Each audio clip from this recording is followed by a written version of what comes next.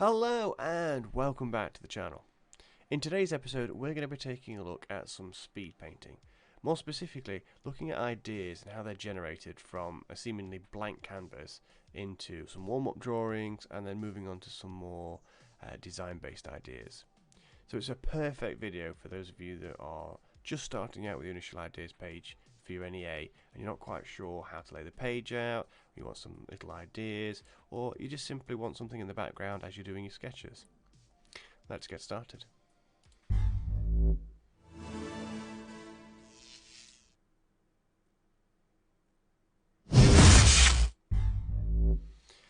Okay, so as you can see from the side here, this was from a previous video that I've done for the channel looking at ergonomic toothbrush handles, and all I'm going to do is hit the record button and it'll speed through how I created this. So let's have a look and I'll walk you through what I was doing.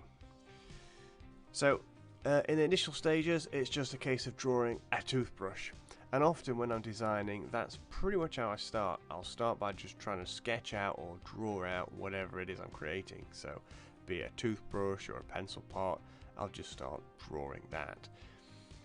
Now, one of the things that students always miss out on is just making those subtle changes. You know, you can see on that idea we've got this sort of like jagged edge type thing that comes in, and certainly on the first design we can see how it sort of curves in where you can sort of grip it, and then it evolves onto your third idea where we've got this like big curve there, and then I even did some side views as well, and don't be afraid of doing that. Okay, let's move on to the next one.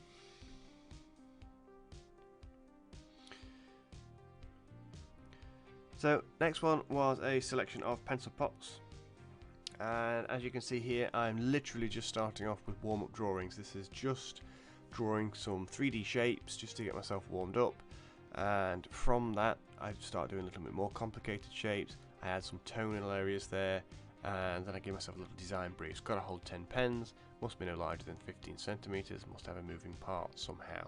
So it's kind of like a mini spec. And you can see there how I'm linking some of those earlier sketches to my actual sketches.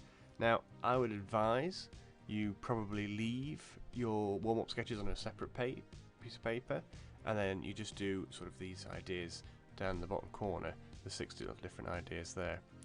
Now, very loosely there, I've gone away and I've sketched some colour onto that. I've kept it really simple. I've just had one colour and then the white just to show little bits of detail. And it's what's quite interesting is it forces you to create unique ideas. So take for example the bottom row of pencil pot holders. They have like little buttons that you press and the pencil drops down like the straw mechanism in. I think it's like a fast food shop or something like that. But it's just a different way of collecting the pencil. So the top three are very traditional, the bottom three aren't. So, but these are all just automatic. They sort of start to be born out of the sketch. So I do a drawing, I like the shape, I think, well, what could I do there? How would that open? Would it close? Could it move? And then the drawing starts to evolve.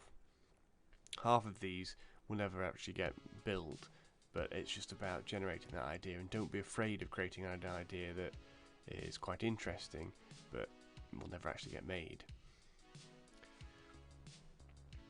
Now, sticking with the pencil pot holder, this is quite a nice one to show you. This was going to be one of my videos that I released, but it just shows how I used a reference image for the colour palette basically, and I used an outside source like a JCB, and I combined the two.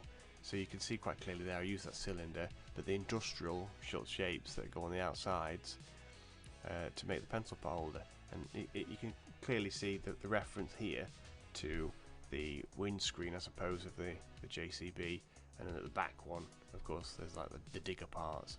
But they're all just different ways in which you've created a product. Now, if you're doing the cinema theme, you could link that to maybe like food items you'd buy, popcorn or drinks or whatever. If you're doing something like the wildlife scene, maybe there could be, instead of like the diggers, it could be based on like fish or crabbing or something like that, and you could use those features to sort of inspire that idea. But just food for thought really. Just thought I'd share that with you because it's quite nice. You can see how I take an image from the outside world and an existing product and blend them together to create quite unique, different design ideas. In some cases, quite literal as well. Right, let's move on to our last one. So I think you'll recognise this from a previous video I'd done, but again, it was just sketching out ideas quickly, and you can just see how I evolved the sketch from simply starting with something very simple and very rough, and then going, okay, well, what about if I bring in this idea from The Lion King and kind of combine them together, and then I think, well, okay, I like this back part, and then I evolve that into a different idea. And this can still be part of the initial design process, doesn't have to be a development section just yet, but it can be just sort of evolved from basically the drawing. Each drawing has something taken from it, and then I take it a step further, so I then take the box idea and collapse it and fold it in half. Instead of having a drawer, I have little characters that open and close instead of having like a giant thing in the background. And it's just a case of just little notes around the outside that are sort of in the grey pencil there, that sort of just touch on the idea, and then in the red, when you saw that part where it went red, where I really start to explain it, that's me sort of answering the specification, and a couple of little graphic techniques there to make it stand out, to show off the idea in full. And there you have it, ladies and gents. So there's a little glimpse into how I do my design processes. So what have we learned in today's session? It's a nice way into having a look at designs. If you're getting really stuck and you're thinking, oh crumbs, I don't really know what to draw, then this video is quite nice because it does show you that we can just seemingly start from nothing and then start to generate ideas. And you could see from those videos that more often than not, I would start by just drawing geometric shapes like cuboids. I might draw in isometric, I might draw in perspective, I might just draw in 2D, but I'm just drawing very basic shapes to begin with, and then I develop those into something that's got a bit of a theme to it. And if I can't realise in my drawing what I want to try and share, I can add a label in there and say, well, this is going to be hinged, or this is going to be where a screw goes in, or something like that. So yeah, it's only a short video this week, but one that I know that you'll find quite useful. And if you want me to do anything specific, if you want me to have a look at anything, then do hit me in the comments down below and give me a suggestion as to what you want to see next.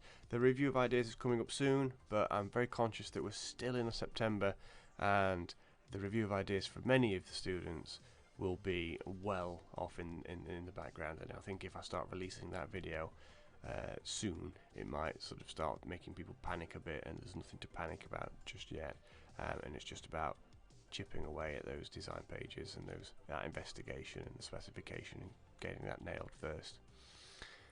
But let's say probably the first week in October I'll release the review of ideas page, so you can see how I would tackle that section and the different ways in which you can lay out your work.